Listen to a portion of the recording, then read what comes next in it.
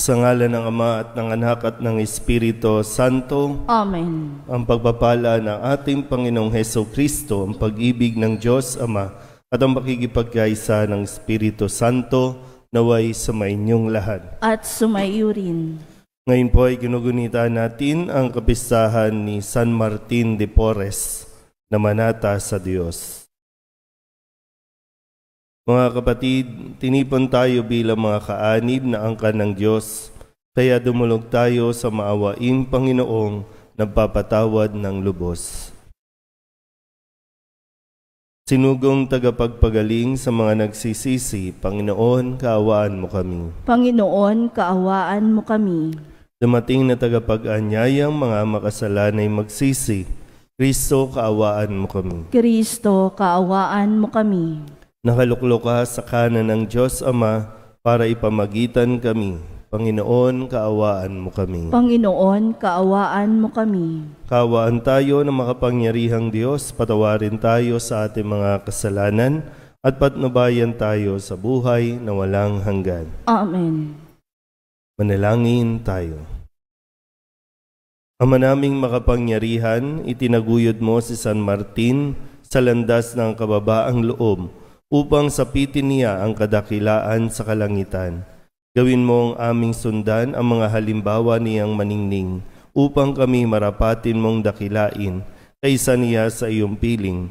Sa pamamagitan ni Jesucristo kasama ng Espiritu Santo magpasawalang hanggan. Amen. Umupo ang lahat.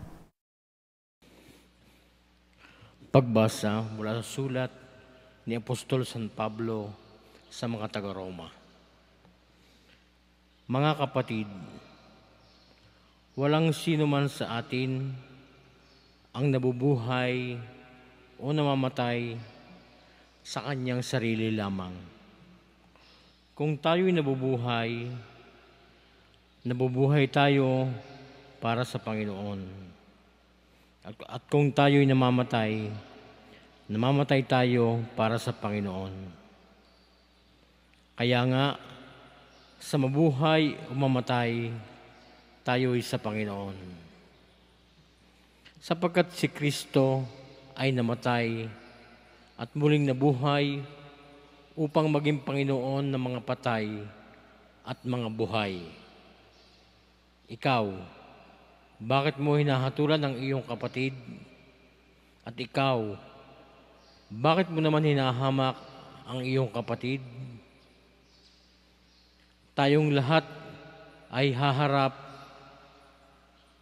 sa hukuman ng Diyos, sapagkat sinasabi sa kasulatan, sa aking pagiging Diyos, sabi ng Panginoon, isinusumpa kong ang bawat isa'y luluhod sa harapan ko. At ang bawat dila'y magpupuri sa Diyos.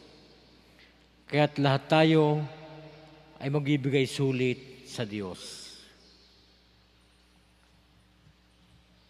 Ang salita ng Diyos. Salamat sa Diyos. Ang tugon po sa bawat saknong ng salmo. Makikita ang may kapal sa kanyang lupang hinirang. Ulitin po natin. Makikita ang may kapal sa kanyang lupang hinirang. Tanglaw ko'y ang Panginoong aking kaligtasan. Kaya walang takot ako kaninuman. Sa mga panganib, kanyang iingatan. Kaya naman ako'y walang agam-agam. Makikita ang may kapal sa kanyang lupang hinirang. Isang bagay lamang ang aking mithiin. Isang bagay itong sa puon hiniling. Ang ako'y lumagi sa banal na templo upang kagandahan niya'y mamasdan ko at yaong patnubay niya ay mata mo. Makikita na ang may kapal sa kanyang lupang hinirang.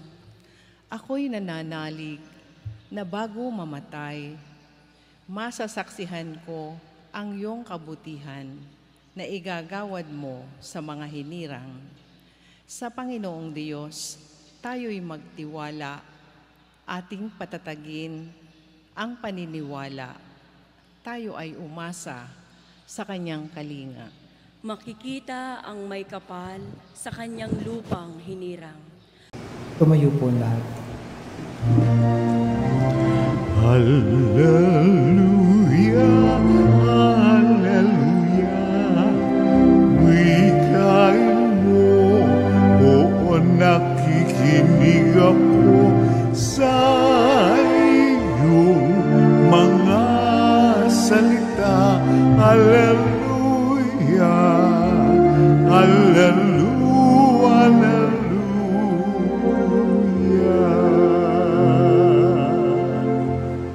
Sumainyo ang Panginoon. At sumaiyo rin. Ang mabuting balita ng Panginoon ayon kay San Lucas. Papuri sa iyo, Panginoon. Noong panahong iyon, ang mga publikano at ang mga makasalanan ay nagsisilapit upang makinig kay Jesus. Nagbulong-bulungan ang mga Pariseo at ang mga Iskriba. Ang sabi nila, ang taong ito'y nakikisalamuha sa mga makasalanan at nakikisalo sa kanila. Kaya't sinabi sa kanila ni Jesus ang talinghagang ito, kung ang sino man sa inyo ay may 100 tupa at mawala ang isa, ano ang gagawin niya? Iiwan ang 99 sa ilang at hahanapin ang nawawala hanggang sa matagpuan, hindi ba? Kapag nasumpungan na'y masaya niyang papasanin ito. Pagdating ng bahay, aanyayahan niya ang kanyang mga kaibigan at mga kapitbahay. Sasabihin niya, makipagsaya kayo sa akin, sapagkat nasumpungan ko sa wakas ang tupa kong nawawala. Sinasabi ko sa inyo, magkakaroon ng higit na kagalakan sa langit dahil sa isang makasalanang nagsisisit, tumatalikod sa kanyang kasalanan, kaysa 99 na matuwid na hindi nangangailangang magsisi. O kaya, kung ang isang babae ay may 10 salaping pilak at mawala ang isa, ano ang gagawin niya? Sisindihan niya ang ilaw, wawalisan ng bahay at hahanaping mabuti hanggang sa masumpungan ito, hindi ba? Kapag nasumpungan na ito, ay aanyayahan niya ang kanyang mga kaibigan at mga kapitbahay. Sasabihin niya, makipagsaya kayo sa akin, sapagkat nasumpungan ko sa wakas ang nawala kong salaping pilak. Sinasabi ko sa inyo, gayon din ang kagalakan ng mga anghel ng Diyos dahil sa isang makasalanang nagsisit tumalikod sa kanyang kasalanan. Ang mabuting balita ng Panginoon. Pinupuri ka namin, Panginoong Hesukristo. Magsiupon lahat. Isang magandang umaga po sa inyong lahat. Nawa po ay huwag nating kalimutan na ang dahilan kung bakit tayo naririto, kung bakit tayo nakakapagsimba, kung bakit tayo nakakapakinig ng salita ng Diyos, hindi dahil sa sarili nating lakas, kundi ang lahat ng ito ay dahil sa grasya ng Diyos. Yung magising pa lang tayo, sa bawat araw ay biyaya na ng Diyos. At dahil dito, tayo ay mas sigit na inaanyayahan na mas makita ang ating mga sarili na higit na nangangailangan. Nangangailangan ng awa, ng pag-ibig ng Diyos. Huwag sana tayong matulad sa mga katauhan dito sa ating pong Ebanghelyo, itong mga Pariseo na ang tingin sa sarili ay matuwid. Ang tingin sa sarili ay hindi na nangangailangan ng awa ng Diyos. Kung kaya, patuloy nilang kini-question na si Jesus at kung bakit siya nakikisalo sa mga makasalanan. Ulitin ko po, nakikisalamuha at nakikisalo sa mga makasalanan. Sino ba ang nandito? Hindi tayo. Baka lang kasi makalimutan natin, no? Yung mga nandyan sa labas, mga makasalanan yan. Yung mga hindi nagsisimba dito, makasalanan yan. Huwag nating ulitin yung ganong pag-iisip. Kundi katulad nila, tayo po ay makasalanan.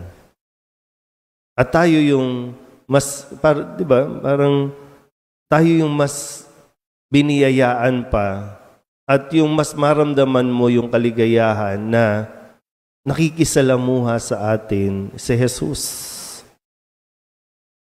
So kahit na ako na nakasuot nito, ay hindi pwedeng magmalaki na matuwid na ako, mabait na ako, maliligtas na ako.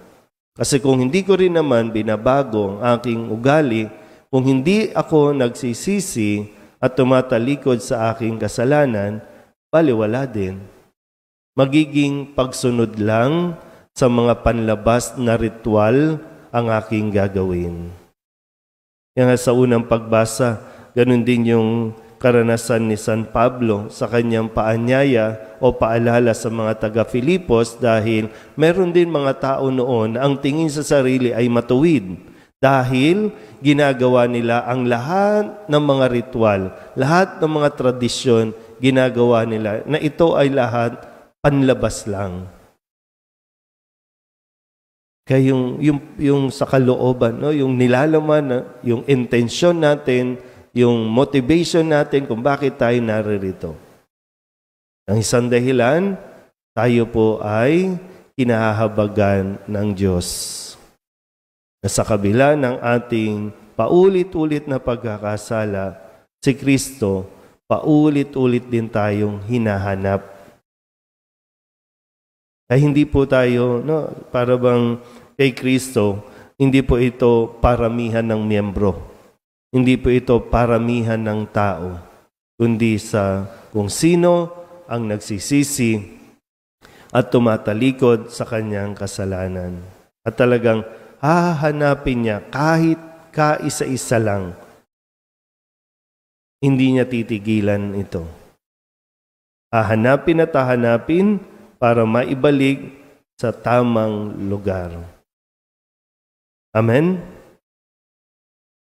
Magsitayo po ang lahat. Ang Panginoon ang pastol na nakakakilala sa bawat isa sa atin, sa ating pangalan. Ialay natin ang ating mga panalangin sa Diyos, nagtitiwala sa Kanyang personal na pag-ibig sa atin. Ang ating pong itutugon, Panginoon, dinggin mo ang aming panalangin. Panginoon, dinggin mo ang aming panalangin.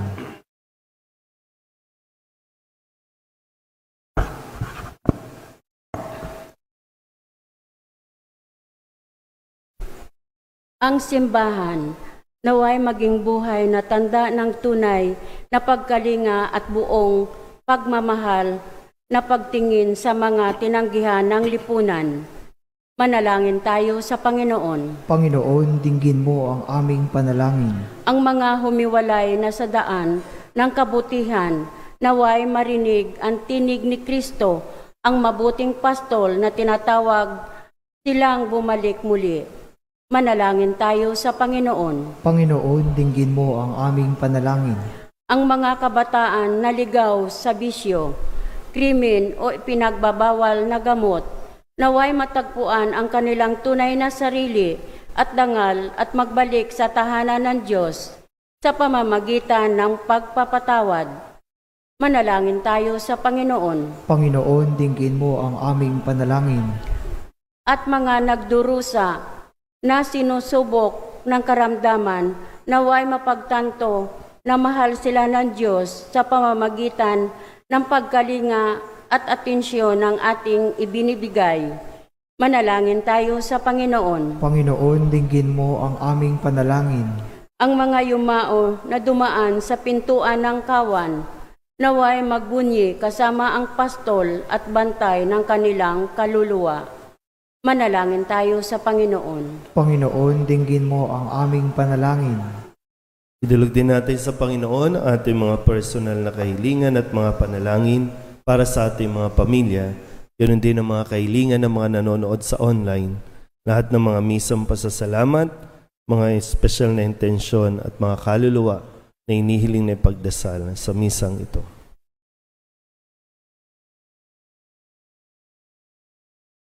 Ang lahat ng ito inihiling namin sa ngalan ni Kristong aming Panginoon. Amen.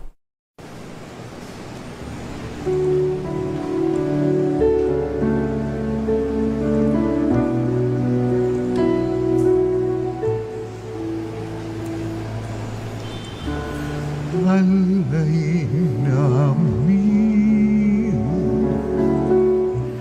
aming buhay, bawat kalan at lumbay, bawat pangarap naming taglay sa palad mo ilalagay. Manalangin kayo mga kapatid upang paghahain natin ay kalugdan ng Diyos Amang makapangyarihan. Tanggapin nawa ng Panginoon itong paghahain sa iyong mga kamay, sa kapurihan niya at karangalan sa ating kapakinabangan at sa buong sambayanan niyang banal.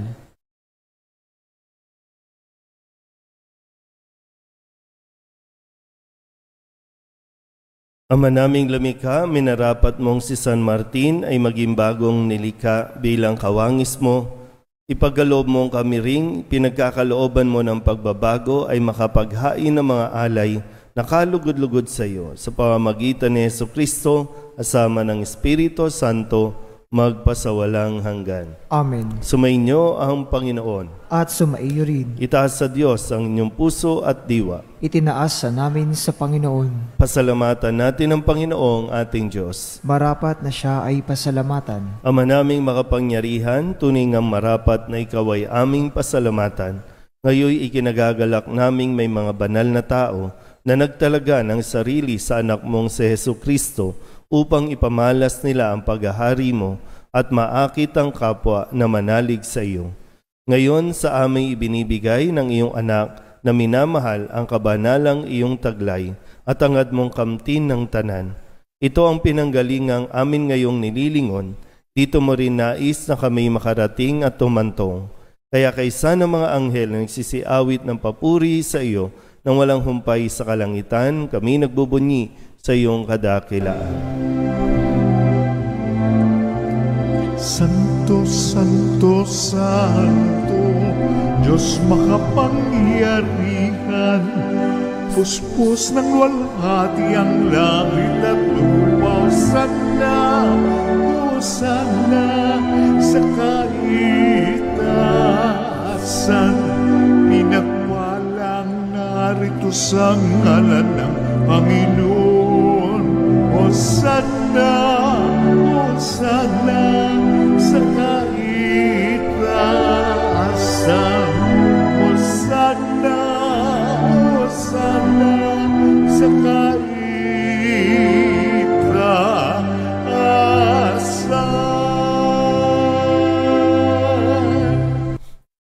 Ama naming banal, ikaw ang bukal ng tanang kabanalan. Kaya't sa pamamagitan ng iyong Espiritu, gawin mong banal ang kaloob na ito upang para sa aming maging katawan at dugo ng aming Panginoong Hesukristo.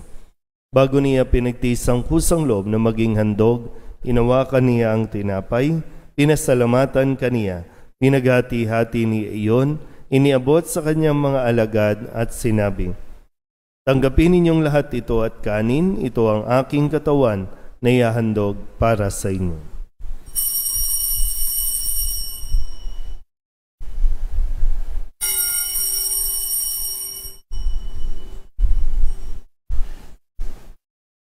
Gayun din naman ang matapos ang hapunan, hinawakan niya ang kalis, muli kaniyang pinasalamatan.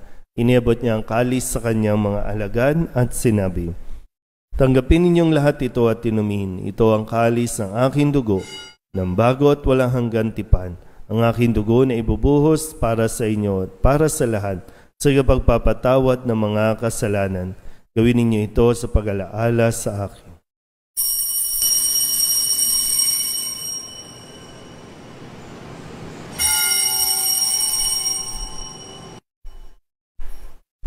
Ipagbunyi natin ang misteryo ng pananampalataya. Si Kristo'y namatay, si Kristo'y nabuhay, si Kristo'y babalik sa wakas ng panahon.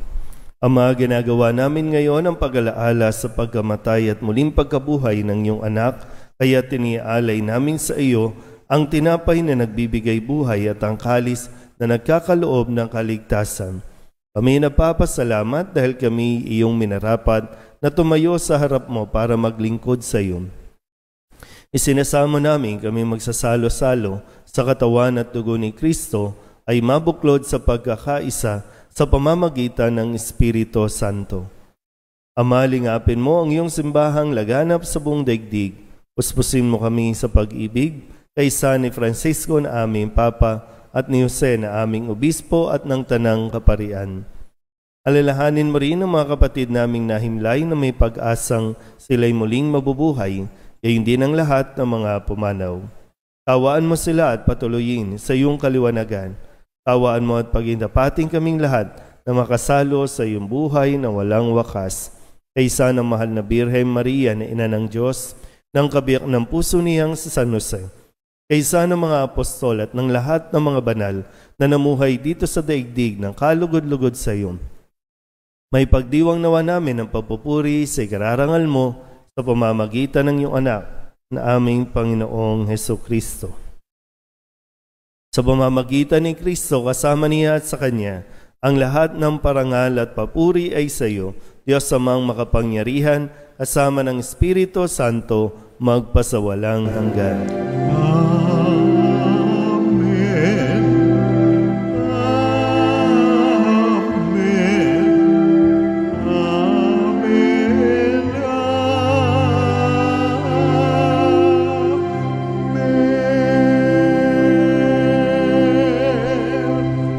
Kababang loob tayong tumawag sa ating Panginoon ng Ama namin.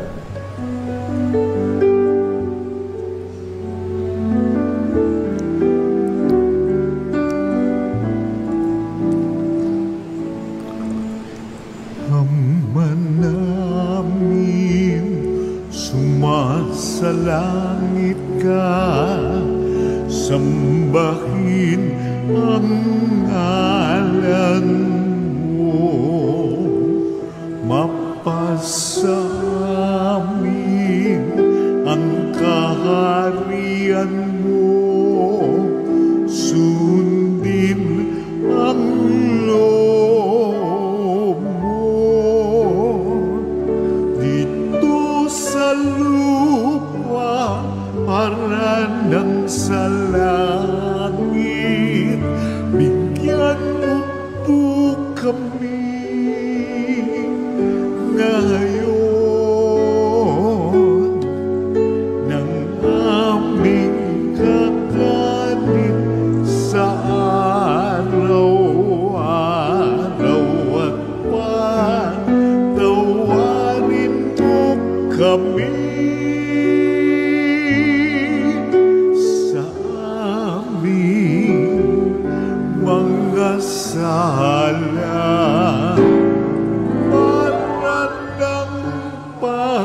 Papatawad namin sa nagkakasala sa amin, at huwag mo kaming ipahintulot sa tukso, at diadya mo kami sa lahat ng masama. Hinihiling namin kami iadya sa lahat ng masama, pagkalooban ng kapayapaan araw-araw, iligtas sa kasalanan at ilayo sa lahat ng kapahamakan, samantalang aming pinananabikan ang dakilang araw ng pagpapahayag ng tagapagligtas naming si Hesukristo. sapagkat iyo ang kaharian at ang kapangyarihan at ang kapurihan magpakilanman. Amen. Panginoong Hesu Kristo, sinabi mo sa iyong mga apostol, "Kapayapaan ang iniiwan ko sa inyo, ang aking kapayapaan ang binibigay ko sa inyo. Tunghayan mo ang aming pananampalataya at huwag ang aming mga pagkakasala. Pagkalooban mo kami ng kapayapaan at pagkakaisa ayon sa iyong kalooban, kasama ng Espiritu Santo, magpasawalang hanggan. Amen. Ang kapayapaan ng Panginoon ay laging sumainyo. At sumaiyo rin. Magbigayan po tayo ng kapayapaan sa isa't isa.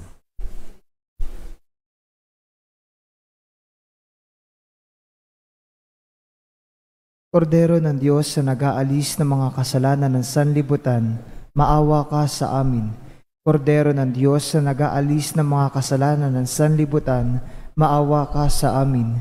Kordero ng Diyos na nag-aalis ng mga kasalanan ng sanlibutan, ipagkaloob mo sa amin ang kapayapaan. Lumuhod po ang lahat. Ito ang kordero ng Diyos. Ito ang nag-aalis ng kasalanan ng sanlibutan. Mapalad ang mga inaanyayahan sa kanyang piging. Panginoon, hindi ako karapat-dapat na magpatuloy sa iyo, ngunit sa isang salita mo lamang ay gagaling na ako.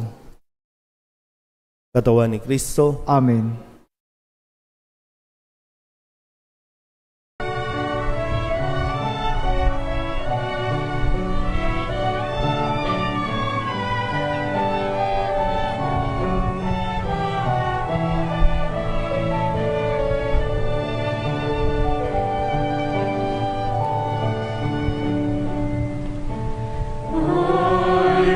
Listen to the Lord, will listen to the voice of His people, serve them with all my heart. I will listen to His words and call upon the Lord for His people to live in faith and truth and in love.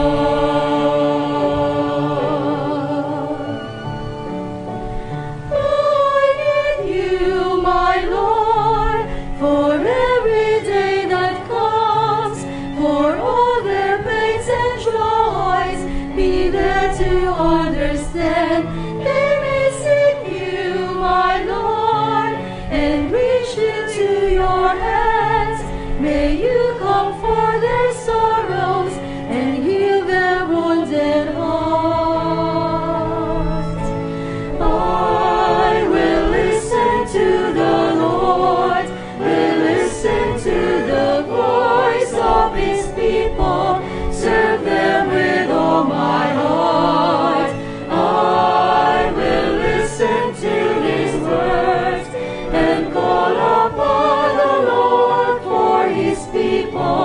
To live in faith and truth and in love.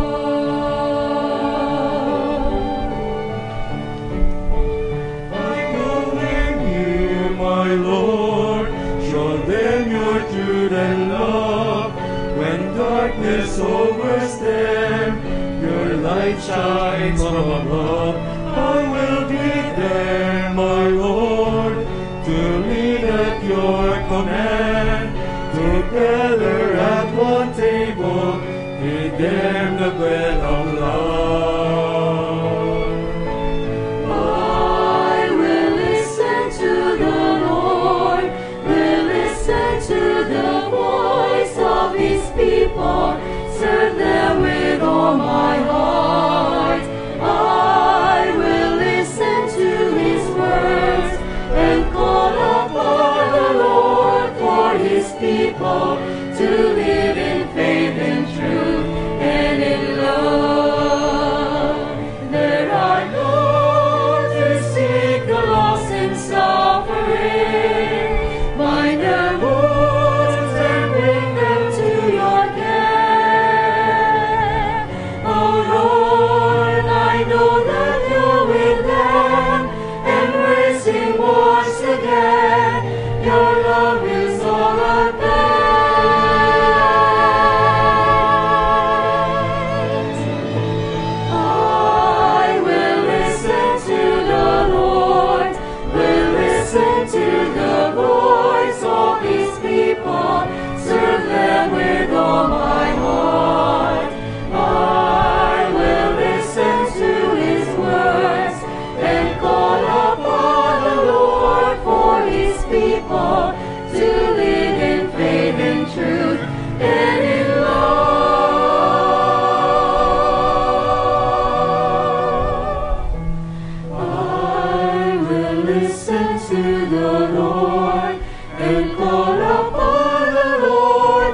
His people to live in faith and truth.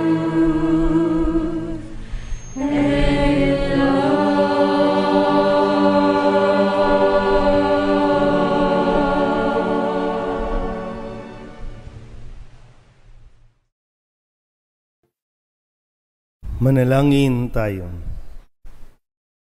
Ama naming mapagmahal, kaming pinalalakas ng banal na pakikinabang ay matutunawa kay San Martin para hanapin ikaw lamang at akuin ang bagong pagkatao sa aming pamumuhay sa pamamagitan ni Jesucristo kasama ng Espiritu Santo magpasawalang hanggan. Amen. Mga kapatid, ating pagkukulan ng panalangin ang mga yumao nating mga mahal sa buhay at ang lahat ng mga kaluluwa sa purgatorio. Mga anghel, mga banal, tanang nasa kalangitan, halikayo at samahan.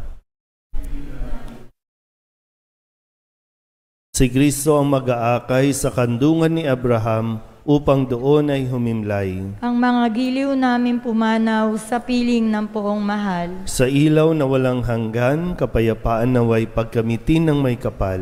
Ang mga giliw namin pumanaw sa piling ng poong mahal. Manalangin tayo. Ama naming mapagmahal, inahabilin namin sa iyo ang aming mga kapatid na pumanaw sa buhay na ito.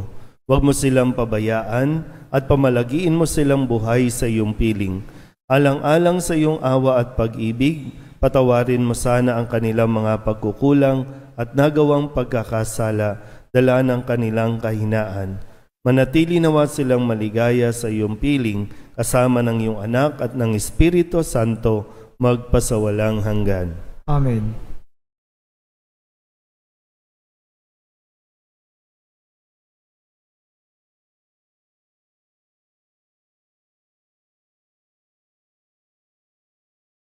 Kapayapaan kailanman ang igawad ng may kapal sa mga yumaong ating mahal. Sila nawa ay silayan ng ilaw na walang hanggan. Sumainyo ang Panginoon at sumaiyo rin. At pagpalain kayo ng makapangyarihang Diyos, Ama at Anak, Espiritu Santo. Amen. Tapos ang banal na misa, humayo tayo sa kapayapaan ni Kristo. Salamat sa Diyos. Magandang umaga po. Good morning po, Padre.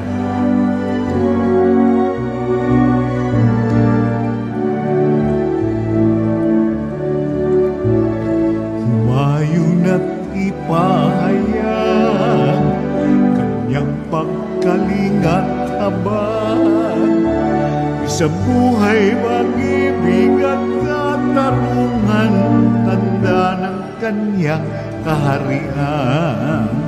Sa panahong tigang ang lupa, sa panahong ang ani sagana, sa panahon ng digmaan at kaguluhan, sa panahon ng kapayapaan, humayon at ipahayag